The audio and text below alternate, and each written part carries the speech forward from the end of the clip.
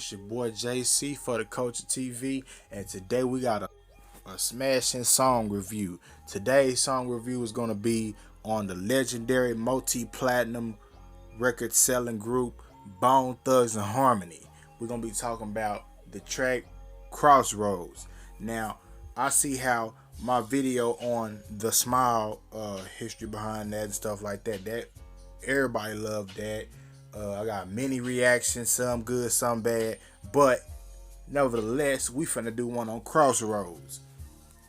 On this video, I'm gonna be talking about the story behind it, some of the stuff that maybe not have been noticed, and I'm gonna even break down the music video. Some stuff that y'all might not have noticed, and I'm gonna be also pointing out different things and breaking down, oh, well, this meant this and this meant that. You know, just a whole bunch of stuff that went into this video via the song. So y'all know how it be. Get your wine, your drinks, your snacks, your smokes. Don't forget to hit that like, comment, share, subscribe. Don't forget to hit that bell to get notified every time I upload a dope ass video. Without further ado, let's jump into it. Now, Crossroads is one of those antique anthem songs that you have to play. You can't pull up Bone Thugs or mention them without somebody mentioning Crossroads or you seeing it pop up. This song took them to places that they didn't even imagine, states from the Bone Thugs that they didn't even realize the fan base that they had when they released this. They said that they wasn't looking for any Grammys. This was just a tribute song that turned their whole careers upside down. Just to give a little way back story, Bone Thugs had already hooked up with Eazy E, and they had already did their first EP, Creeping on the Come Up. That went platinum out the gate with Thuggish Ruggish Bone and many other hits. That whole album just went haywire. Eazy E was promoting with them, and their careers was just there. There was a lot of footage that was leaked years later of them playing in the studio, Busy Bone and Eazy E play fighting in the studio while they was recording the album, and all of that good stuff. Come on, Brian Bone. Still got something to say. Let me hit that cigarette. Uh-oh, let's get it on tape. Get him up, big. Get him up, baby.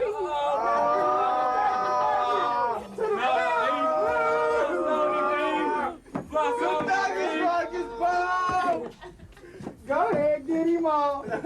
Get your rib shot. So we're gonna skip from the beginning of 9-4 to 9-5. Now here's the year that would change everything in everyone's lives. Bone Thugs was recording their album E 1999 Eternal, or East 1999 Eternal. They did some original songs for the album, and things was looking up and looking good for Bone Thugs up until this point. But sadly, some events transpired, and Bone was with Eazy E in a location I'm not sure of. I think someone had mentioned that it was in New York or somewhere. And Bone, their manager Steve Lobo, and Eazy, they was in it was snowing, and Eazy E took off walking, and Steve Lobo said that he would get back in the limo with Bone, and they never seen Eazy again. Bone Thugs also took a trip to New York with Eazy E. Eazy was out here with no coat on, like Jerry curl dripping. And I'm like, man, you gonna catch pneumonia, you know what I'm saying? He said, I'm gonna walk to the hotel. And I said, all right, cool, I'm gonna get in a limo, go back with Bone. And never saw Eazy again. The next time everybody else had heard about Eazy E, he was disclosing that he had AIDS on TV. But the weird part about it is that Bone even said it themselves.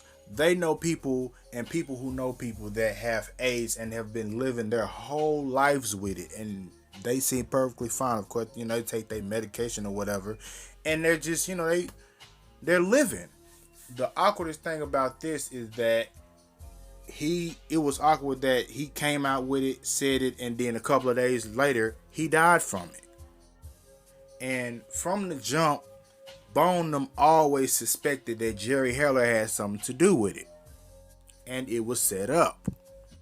But of course, Decades later, Death Row Records ex-owner Suge Knight wound up going on the Jimmy Kimmel show and made some remarks that turned everybody's ear up. He stated that in the interview that in order for that was like this new thing that you don't want to really kill people, so you just kill them with the slow death and you inject AIDS in their IV when they go to the hospital. He said, yeah, Eazy E thing, and the whole audience is ooh. If somebody gonna do something about it, see, technology is so high, right? Right. So if you shoot somebody, you go to jail forever. So the kids, you don't want to go to jail forever, right? So they got this new thing out there. People sell them all the time. They got this stuff they call, they get blood from somebody with AIDS, and then they shoot you with it. Oh, so well, that seems bad. That's a slow death. Yeah, yeah. An Eazy E thing, you know what I mean? Yeah. Oh, no. Okay. Way to lighten the mood.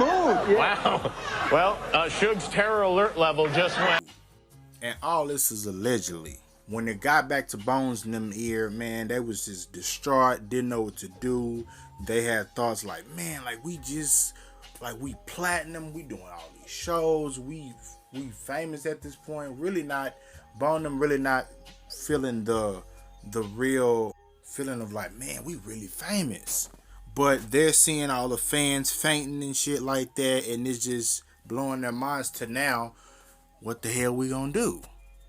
Our mentor's gone, and things are just gonna take a left turn, and so it did. Once Eazy E passed, Ruthless Records turned upside down, and things just shifted really quick. States from the OG Flesh and Bone that when Eazy E passed, Ruthless Records, the people, the A&Rs and the staff that was there, they somehow wound up disappearing, and a whole new staff came in and started running Ruthless Records. The East 1999, it's time to drop that record, and Eazy E wasn't alive to see that album come out. Now, when he passed away, in comes the new staff, and in comes the people to take over, and all of the people that were there when Eazy E was there, all of a sudden is not there anymore. As was there, I'm going to mention later on in the video about Flesh and Bone with some more details from the making of this album with Ruthless Records, but let's continue. Bone, DJ Unique, and they went back into the studio, and everyone's just mourning, but they're still recording East 99. They had some original tracks, and they started recording the original Crossroads. Now, the initial plan and plot for this song, it was just for one homie, this guy named Wally. He got murdered, and Bone and them came together and made a tribute song to him, and they were just gonna leave it at that. A lot of things that people might not have known is that the original sound for Crossroads came from a game called 1993 Sega game Eternal Champions Bad Ending.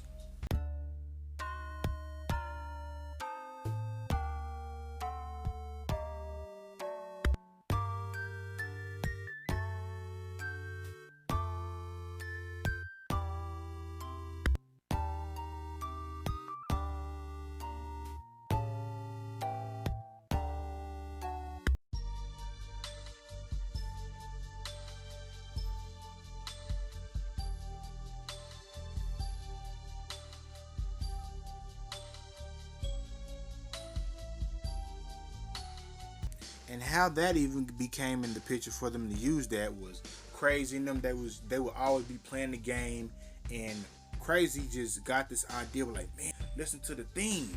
Like, man, that shit, it sounds good. Hey, DJ Unique, listen to this. Come in here, come play the game. Come listen to it, bro. That shit sound dope. We should use that for the album. And DJ Unique is one of the most unique producers on this planet, along with DJ Quick and a slew of other producers. He went in there and used these different sounds and made that shit sound way different from what the original game theme was. And from that led on to be the original Crossroads. But sadly, they released that album. Once they finished it, the original one, they released it and everything. But once Eazy E passed, they had to re-release it with a whole new Crossroads and some new changes so that was unexpected. Now, those unexpected changes were Flesh and Bone. He stated in the interview that he recorded pretty much 13 tracks on the original East 1999. He was full-pledged in it. He would come in with Bone. They would lay their verses and lay their tracks and everything. And so he thought everything was good. And after they had pressed the album up and everything like that, when he got ready to play the album, he was so hyped, man. Like, man, nigga, hey, say, nigga, my verse finna come up. I'm finna murder that hoe. And it was time for his verse to come up. And I'm like, what the hell is my verse? Like, whoa, somebody, whoa, now. That ain't how it's supposed to sound. I'm supposed to have a verse right there. Somebody got some goddamn explaining to do. I was able, bro, I was on, when East 1999 dropped, before it dropped, bro, I was probably on about maybe it was about 17 songs on that album. I was probably on like 13 or 14 songs on that album. These people came in and took me off everything without me knowing. Like, they just went in there. Somebody decided to take Flesh off the whole goddamn album, and they barely left me on the few that I'm on. You dig what I'm saying? I'm not sure if Flesh and Bone went back to Ruthless Records and went to the office and talked to some A&Rs, Eazy E's wife or whatever, because, you know, once Eazy E passed, she pretty much took over Ruthless Records. I'm not sure if he had a conversation with her, like, man, what the hell is wrong with the album? I pretty much recorded a verse to all these tracks and none of my verses are on there. Like, it barely is the verses I have left on here. Like, what the hell is going on? Not sure if that, you know, that was a conversation, but Flesh and Bone also states that when Bone first came out, Eazy E was painting Flesh and Bone as the light, the spirit of Bone, which is why he had him hold up a light, and Eazy E took a camera and took a picture of him and put him on the front cover of Creeping on the Come Up. So when we did the Creeping on the Come Up album cover, Eazy E takes full credit for that. And he went, and that was his idea. That was him that photographed. He had me hold a light like this to make to light up my face. He took the camera in front of it, snapped it, and he put that together as a collage. And that was Eazy E. It was Eazy E that painted me as I'm already the big bro, but he already put me in that light. Like, this is the spirit of Bone Thugs and Harmony in this light like that. These are the four brothers, but this is the spirit. This is the energy right here. This guy, you see this face, and Eazy E did that. And this pitched Flesh and Bone all the way off. I'm like, what the fuck, man? Like, me and my boys and recorded all these songs, and y'all just cut me out of the whole goddamn album. Like, the math ain't mathing. But nevertheless, they still put the album out, and a lot of those tracks that you hear that Flesh and Bone is not on, he's supposed to have a verse on there. So, for instance, when y'all hear the Crossroads with just Busy, Lazy, Crazy, and Wish, Flesh was also supposed to have a verse on there as well, but the record label took his verses off. So to move on, now it came time for him to do the remastered version of the Crossroads, which is the one that you hear, that everyone plays on the radio and everything like that. So the story behind this one is, it was kind of similar to the first one, but a lot of things had transpired from the last recording of the original, like Wishbone's uncle wound up being murdered, Crazy's and them friends wound up being shot and murdered, and it was just like a whole blanket full of sorrow that was being placed up under Bone. Like, they was losing family members that they loved, and that drove right into this record. When they start re-recording it again, DJ Unique probably had like a whole bunch of crates full of vinyls and stuff like that, and he wound up picking up the Ozzy Brothers 12-inch vinyl and chose the song Make Me Say It Again Girl, which have been used millions of times in the future. So he started playing around with it, and he replayed it. You know, like a lot of producers nowadays, they just take the sample and they just use it and they don't try to replay it. No, none of that shit. But DJ Unique was a very smart dude to replay it and do all this stuff to it. The background instrumental still stayed the same, but he would add different kicks and snares and symphonies in the back and strings, and he just tweaked it and pimped it all out to where he called Bone them back to the studio once he was done. I'm not sure if they was in the studio when he did this. That would be good to see footage from that, because they, to my understanding, Bone them cameras was always on them when they were in the studio, and there was a lot of footage that have been leaked, but there's also footage that have not ever been seen from the making of this album that, you know, I'm pretty sure me as a Bone fan and a lot of the Bone fans out there in the world would love to see. But here's some footage that I wound up finding. Flesh was recording the Easter 1999 album right here, and me as a Bone fan, I wound up digging and finding some footage from the recording session of Wish and Lay in the studio recording just some bits and pieces of Crossroads, but I didn't, you know, I couldn't find a full session. Boom, boom, boom, boom, boom, boom, boom, boom, boom. Tell me what you gonna do. Eazy E, rest in peace. You at the crossroads, crossroads. See you at the crossroads, so you won't be lonely.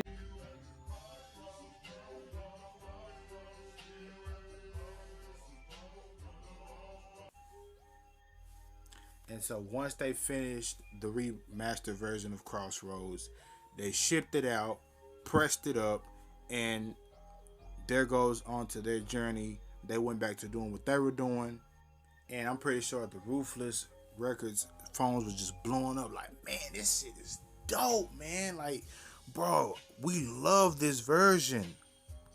Because to all the real Bone fans, they have put in the comments like they had I'm not sure how they even managed to release both of the albums, quote unquote, because some of the people, like the real Bone fans, they say, oh, I have the original Easter 1999 with the original Crossroads on it. But nevertheless, both of them flew off the shelf, and Bone them, their careers was finna take a major turn that they never thought. They wind up filming the video to Crossroads. I'm pretty sure that they filmed the video before they did any performances or something like that, because it was rumored that back in the day they would record the video before they even would release the song. States from the OG BG Knockout, he also stated that when they did the Real Compton City G's video, that they hadn't dropped the song yet. They was just doing the video, and so when the song get ready to drop, they could drop the video along with it. So they started recording this infamous video, and as a kid, I'm pretty sure every Bone fan as a kid were scarred when they seen this damn video. Now, to be honest, while they were filming this, I'm pretty sure that they had MTV cameras all on the set filming the behind the scenes of this video, which have never seen the light of day. I'm pretty sure that they have the whole footage filming of this whole behind the scenes, the making of the editing and all. We have yet to see like the behind the scenes footage where people that were probably joking on set, like, man, this shit look real, man. Like, what the fuck? Like, bro, like, we got all like these people on set. They dressed in white. We finna do this mountain scene, man. Like, this shit is real right now. But I'm finna drive into the video.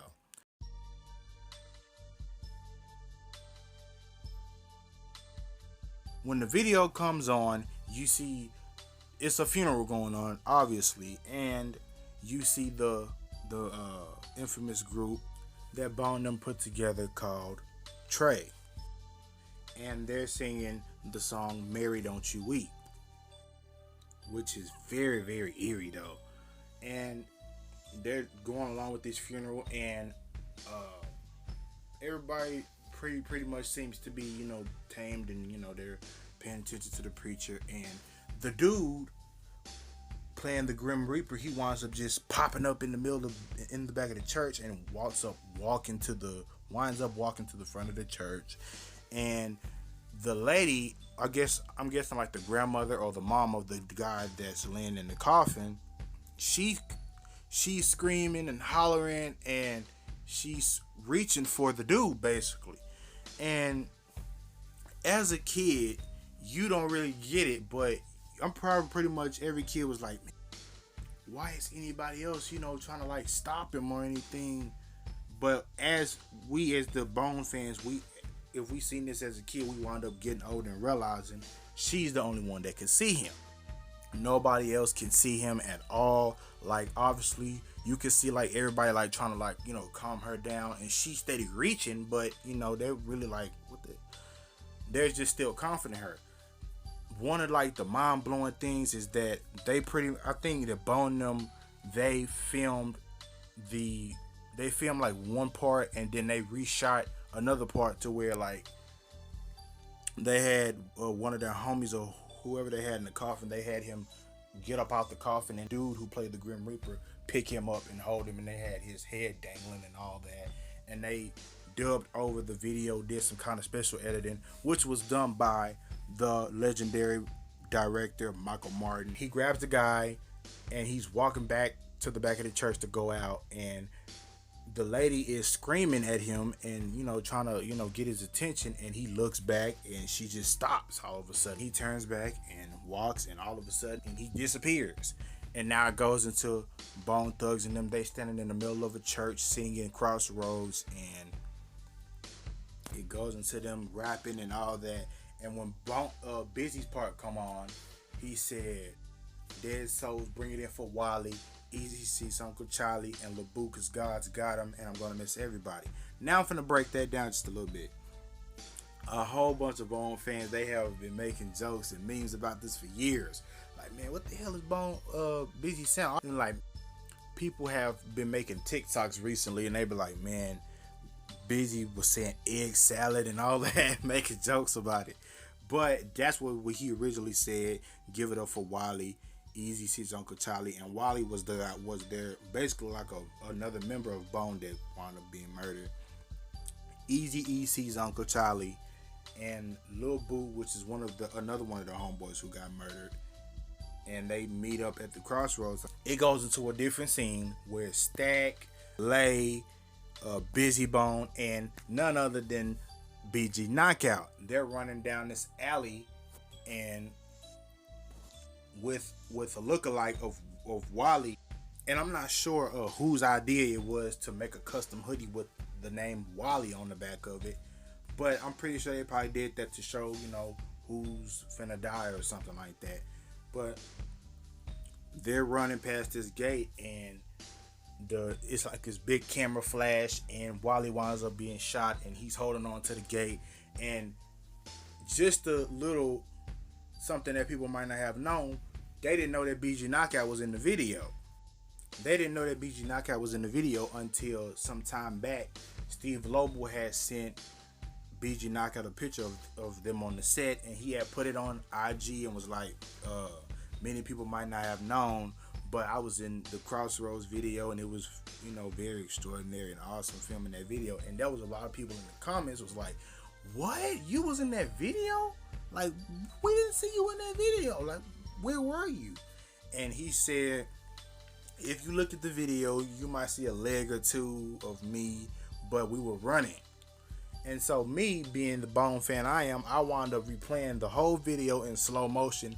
And right here, I'm finna show y'all, right here while they're running, once Wally gets shot and they turn around, this guy right here, that's BG Knockout. And many people didn't pay attention to that because, of course, they really didn't have editing where they could like replay it in slow motion, because really wasn't nobody really paying attention to that back then. That's the legendary moment that many Bone fans might not have known. But to go in with the video, Wally gets shot. The guy winds up coming up again, opening his jacket. The actor winds up walking, and they cut for the scene, and then they reshot something else, and then Michael Martin edited it to where it looked like he's like a spirit and walking into his jacket, and he closes the jacket and walks on, and Crazy Bone does his verse, and it cuts and splits into another scene. Now, just a little sidebar. I'm not sure who the guy is that played this Grim Reaper, or on quote unquote say the Death Angel of her, the people in the comments. I'm not sure who played him. I'm not sure, whether he's still alive or not. He was probably somebody at the Ruthless Records studio, or I'm not sure where he came from, but he acted his ass off in this video. But splits into another scene, and now you see 5 guys walking together. You see 2 of Bones home. You see 3 of Bones homeboys.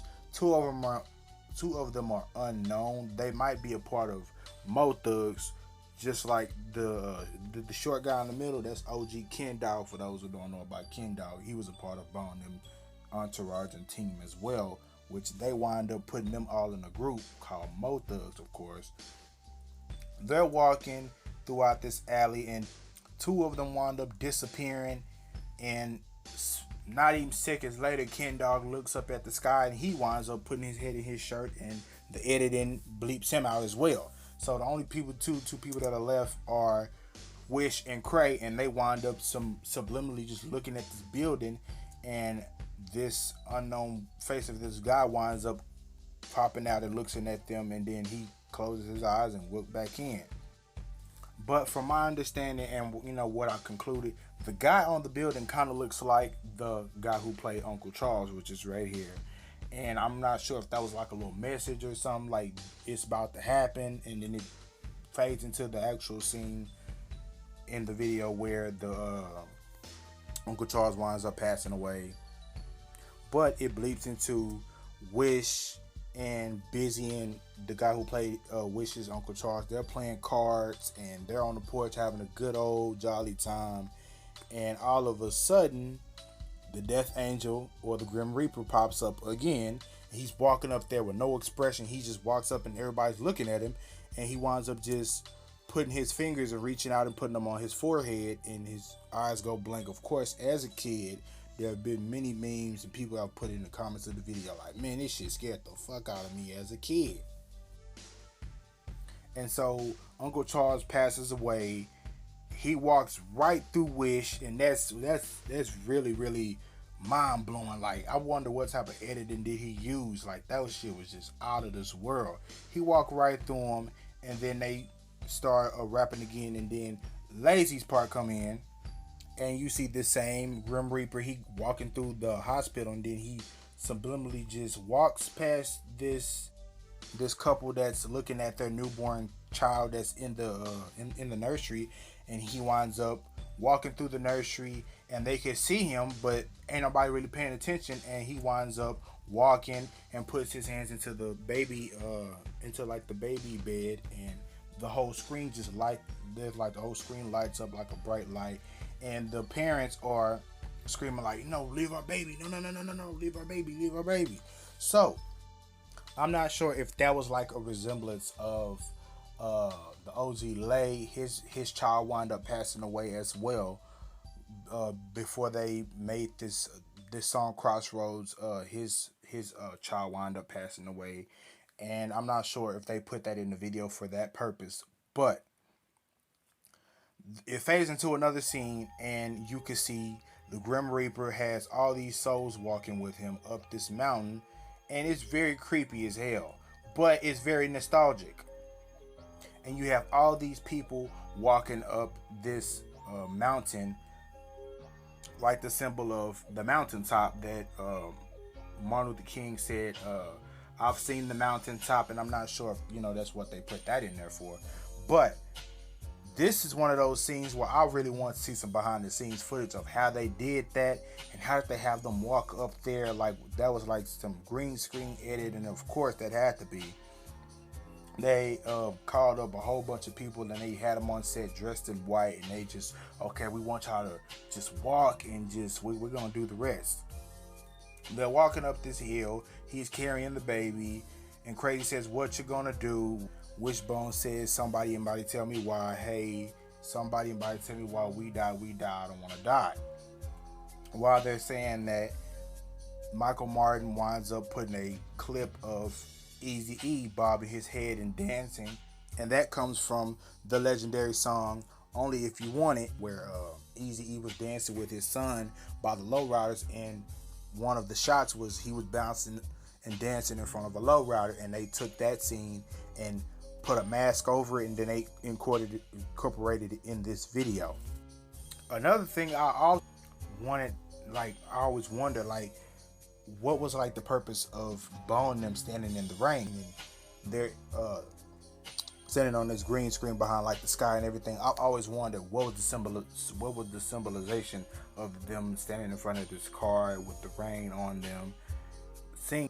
They wind up walking to the top of this mountain where Bone Thugs is up there, busy as laying on the low rider, and the guy walks straight through them. The souls just stop, and he's walking to the edge of the mountain, and you see the red sky is moving very quickly, and his jacket winds up dropping, and he gains his wings, and he has this baby still in his arm, and he's, you know, perking his back up, and he's basically going back to heaven. They're looking up at the sky. The song is still going on, and Michael Martin also again put a mass Eazy E scene from the infamous video Compton City G's, where he's just looking at the screen, and right before the Eazy E lookalike ran into him and started shaking. So the video winds up being over, and the blue sky comes on, and the video goes off. That's the end of the video. So after they did that video, they released the song or whatever, and with the video as well on MTV. This got major airplay. The video stayed on MTV 24/7, and their sales was going through the roof. They did one of their first performances on BT maybe, or maybe MTV, where they was wearing these white suits, and they came out of these little cages, whatever. Now, I am going to go into the whole weird dark thing, but I always want to know what was the symbolization behind all the darkness and everything, like the whole Ouija board theme and all that. But states from Crazy Bone in a Drink Champs interview that the label would subliminally put the image of them, painting them as devil worshippers based on their music that they were making. For instance, on the East 99 Eternal album, they have a song called Mr. Ouija, which the original Mr. Ouija was them chanting the Ouija anthem and all of that, like they're playing with the Ouija board. And Crazy Bone also states that everything that they have ever done was never made up. None of their lyrics was fake, none of that. So they actually played the Ouija board, which is why they made the song. But he said now that he's older and more wiser to know, him and the group, they would have never done that, and that they're totally against that. So apparently, like, it's all this type of shit that I never knew that we were indulged in, bro. Okay. This is what's crazy. So we didn't really understand like what all them signs were. If you look at my fucking Thug Mentality album, bro, they had a nigga, and this was none of my idea. They was like, yo, this shit looks fucking good for the bone. But who's saying this to you guys? That this looks good? The record label. They like, yo, this shit is dope. Like, come on. So I'm doing this shit, not even knowing like what these horns mean. None of this shit. I'm like, yo, this shit look dope as fuck. It look like the bone. Like devil shit? It looks like bone. Honestly, like I was satanic, like, crazy shit? Yeah. I'm actually like, it looks like bone sound. But you think people are purposely putting symbols in your shit? Just Bro, purposely. You think so? Yeah, We can't rap about shit we don't know about. It's impossible. We did a song called Ouija. Like, we played with the Ouija board at one point. Like, we had some experiences with that Ouija board. I ain't gonna talk about it because it's... I was about to say, you talk about everything but the Ouija board. Yeah, I'm not. Because I don't like. I'm totally against all that. I'm not like. We done that as young kids, as young, stupid, young and dumb kids. Me as a man now, I would never. You know what I'm saying? I would never indulge in anything like that because I know what it brings to your life. So we made the experience, and people started talking about we was devil worshippers. I'm like, my dude, like, I'm like. So when you talk about what you experience, like you automatically label. That was like the Marlon Mansons of hip hop. Yeah, Or the original hardcore. Yeah, horrorcore. Yeah, right. I'm like, bro, like we did this, like like just like You we saying talk y'all about. didn't even know that. Yeah, just like we At talk least about. you didn't know it. No. Like, I mean, we fuck with it, but it was like, okay, this ain't for us. We figured out where it come from. We cool. And we was like, okay, we done with that, and we never even looked back to that shit. Nobody was like, let's go worship the devil. Like ever. But then they put it in your graphics. Oh yeah, they put like I want to tie it in. No, they did though, because they heard our lyrics and they was like, yo, this is what I feel like. I feel like Bone was blackballed in the game because I feel like they were going to use us. They were going to use us for something, but when we didn't like fall in line, when they found out that we couldn't be trained or tamed.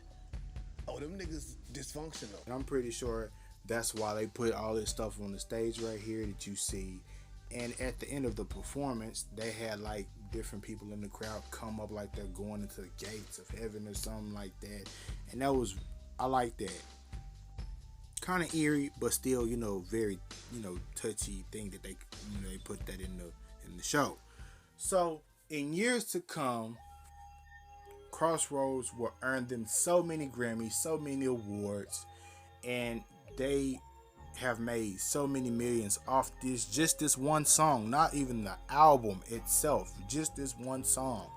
Everybody plays it. It's been played at many funerals, whether people have played this, whether they were happy, whether they were sad, just to listen to it, or they're just a natural Bone fan.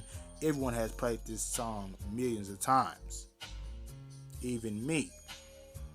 And this song stamped them as legendary for the rest of their whole careers. But not to forget, the main overall meaning of Crossroads couldn't have been explained any better by the OZ Stack. Too deep, but you can look at the details of the song. In essence, we saying we meet you there, because it's talk about the afterlife, the judgment that we talking about that you can't hide from. You're gonna meet it, you're gonna see it, and we're gonna be there together is what we mean. So it sounds like a crossroads can be in the afterlife, and it can also be like in life when you don't know where to go. It's the crossroads in the afterlife. We'll meet you there because we all have to be judged. And also, it's the crossroads in life when you're at that point in life that you need to understand things and you gotta pay attention and get on your business. And so, yeah. I hope y'all like this this song review / video review. I'm going to have a lot of more videos like this coming up because I've noticed, judging from the first video I did like this with the smile, people want to see a lot more stuff like this broken down and stuff like that. And so I might do an album review itself on some Bone albums. One of the first ones I have to do, it has to be The Art of War. I'm gonna do one on The Art of War, and then maybe after that I'm gonna do one on one of my favorite albums, Resurrection. But just stay tuned for all the Bone fans who support this and love what I did, as well as my other supporters who have been supporting me throughout my YouTube channel journey. But yeah, like, comment, share, subscribe, hit that bell up top to get notified every time I upload a dope ass video. Stay tuned for the Culture TV. JC is out of here and we'll be back soon. Stay tuned.